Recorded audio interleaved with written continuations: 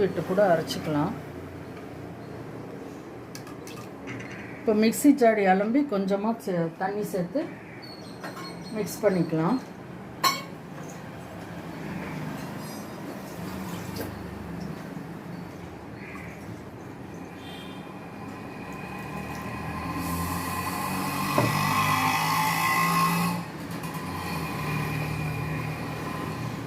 நல்லா கலக்கி விட்டுக்கோங்க.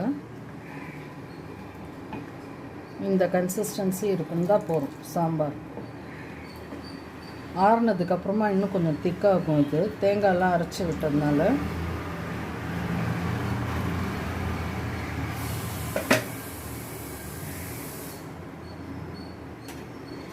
இப்போ இதுக்கு தாளிப்பு என்னன்னு பார்த்துடலாம். ஒரு கொதி வந்தால் போதும். இது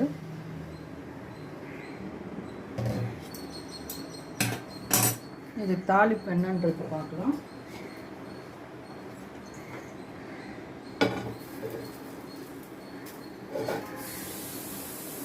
இங்கே கொஞ்சமாக தேங்காய் எண்ணெய் விட்டுக்கோங்க. இது தாளிச்சதுக்கு தேங்காய் எண்ணெய் விட்டால் நல்லாயிருக்கும்.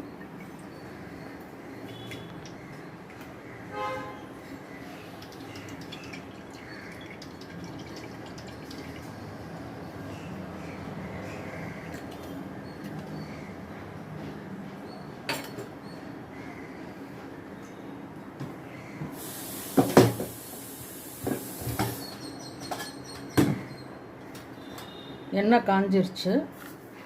கடுகு கொஞ்சமாக போட்டுக்கோங்க. ஒரு பிஞ்ச் வெந்தயம்,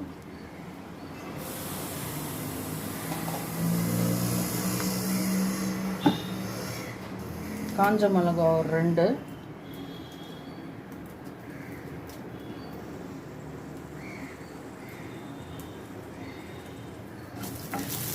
கடுகு நல்லா பொரியட்டும்.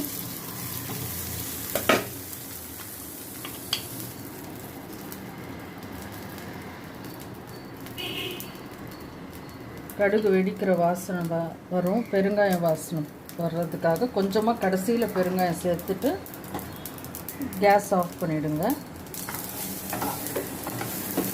அப்போ தான் பெருங்காய வாசனை நல்லா இருக்கும். இப்போ இது சாம்பார் மேலே கொட்டிக்கோங்க.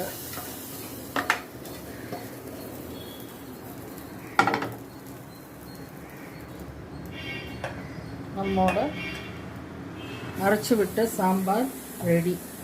ரோஷி விருத்தி சேனலுக்கு லைக் பண்ணுங்கள், ஷேர் பண்ணுங்கள், சப்ஸ்கிரைப் பண்ணுங்கள்.